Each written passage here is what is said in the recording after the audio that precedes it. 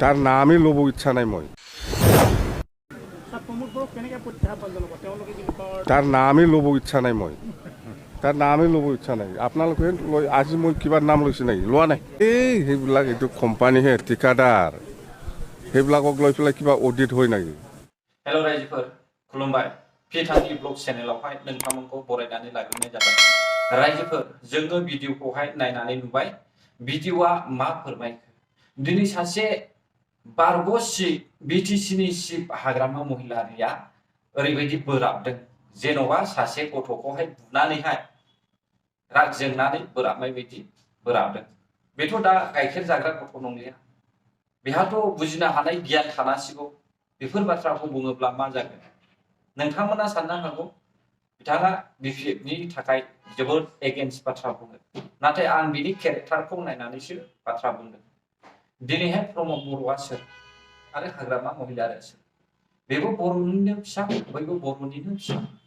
अब्ला मानो इसिबां मुगैलायनाय जादों मानो नायलायनो हालायि जादों बेबो लिडारसानो बेबो लिडारानो हाग्रामा महिलारि मावजोबनो हायिखौहाय दिनै प्रमद बर'आखौहाय रायजो राजाया देरहाहोनानै मावनो थाखाय खाबु होदों नाथाय हाग्रामा महिलारिया 1500 कोटी थाखाखौहाय मोननैनि थाखाय ओरैबायदि खुद्रिदों बोसोरथामनि गेजेरावहाय बोसोरनैया बिटिआर गभर्नमेन्टआ जेबो टाच खालामनो हायाखै जेबो मावनो खाबु मोनाखै अब्ला नोंसोर माबोरै बोसोरथाम बारग'बाय दासिमबो जेबो मावाखै होनना बुंबाय थाखो बिटिआर गभर्नमेन्टखौ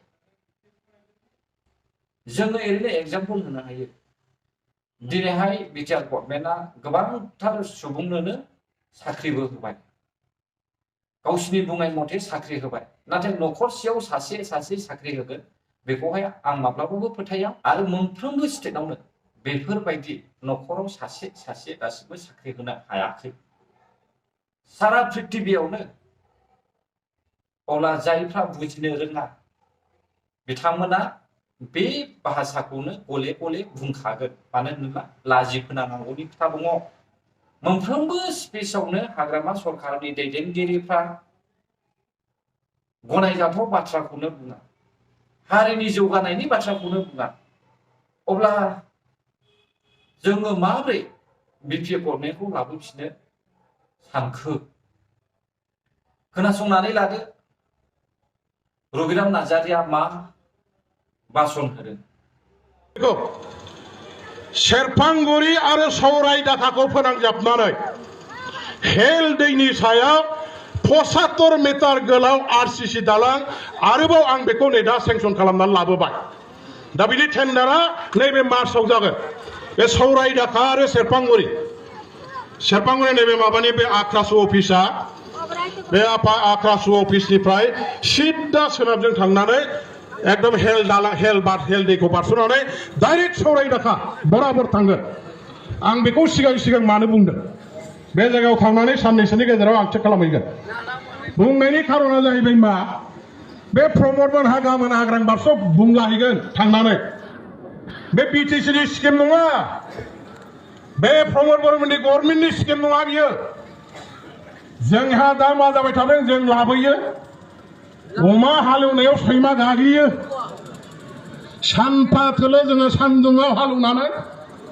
जानाय समाव साला अमाया खावबो जिरायनानै जाहैयो सेमता लेमता हराव माने उन्दुना थानाङो अबस्थाखौ जोंखौ बिदि खालामबाय थादों आंहा दिसपुराव खामानि मावनो फाग्ला बायदि जाया लोङा सान हर खाथि होयो नै मन्त्रि नै कमिसनार नै अफिसार ओरै होसोलाय जमथाब बायनानै खुलुमथाब बायनानै लाबोयो लाबोनो हायाबा रायजोफोरजों रायजागोन समस्थिया उन्नति जायाबा जेबो मावाखै होनना बदनाम जागोन बेफोरखौ गिनानै जोङो जमथाब मावनानै लाबोयो रायजोफोरनि अभाब अभिजोगखौ पुरन खालामनो बिसोर बाहाय फैनाय लोगो लोगो दानिया माने जोंनि स्किम जों लाबोनाय होननानै अन्थाइ खाम्बा गायसननो सिगां थाङो बेबायदि जागासिनो दं दा आरो बेखायनो आं दा सिगां फोसावदों गासै बे गंनैल' नङा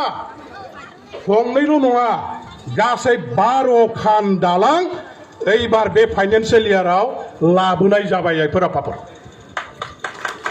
दिनै जों खोनानो मोनबाय रबिराम नार्जारिनि भाषण होनायखौ जाम्बायासो जाम्बानि मेसेजखौ खोनासङो बुरबकआसो बुरबकजोंहाय लोगो जायो। रबिराम नार्जारि बायदिया नैबे दानि UPPL गभर्नमेन्ट सरकारावहाय 12 थाख्लाय दालां स्किम लानानै फैनो हागोन नामा? सोरखौलाय जाम्बा खालामनो नाजाखो बेलाय? ना रबिराम नार्जारिमोन बायदिया BPFनि लिडारफ्रा UPPL खौहाय बखिनो मोनाब्ला गोजोना? UPPL खौहाय रायजो राजानि सिगाङावहाय रायनो मोनाब्ला ओंखाम खहाबा नामा? हब्रा हब्रा रायलायनांगौनि मानो गोनांथि? मोजाङै बुजायनानै हो। रायजोखौहाय फेहेरनायनि थाखाय मेसेज हो। मानोथो बैखौ रायलाय बैखौ रायलाय बेखौ सोंखारिलाय बेफोरबायदि सोंखारि मेसेज माबा मिथिं दावथिङावलाय? जोंनि बिर जोहोलाव NDFBफोरजोंहाय ज' जानानै बिटिआर एकर्डखौ लाबोदों हिसाबै दिनै बर' हारिया एसे गोजोननाव दङ।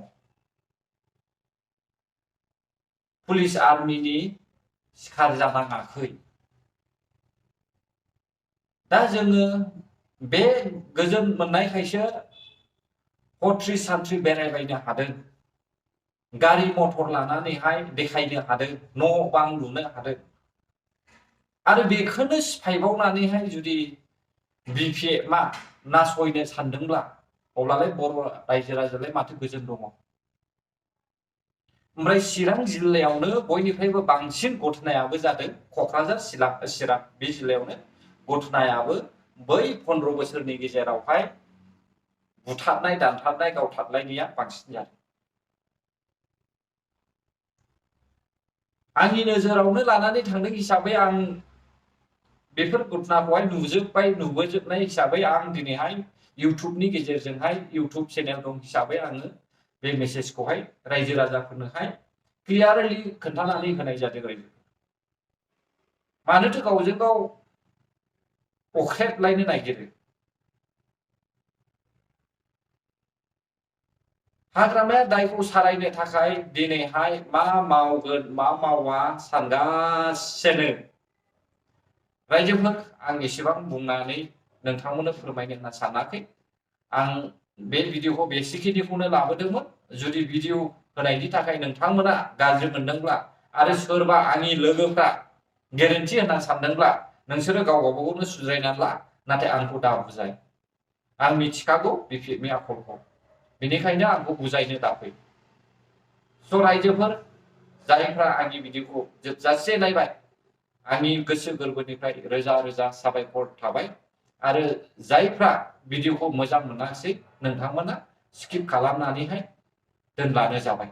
बेसिखिनिखौ बुंनानै आं बे भिडिअखौ बेयावनो दोनथ'नाय जाबाय। गोजोन्थों। जै बर' हारिनि।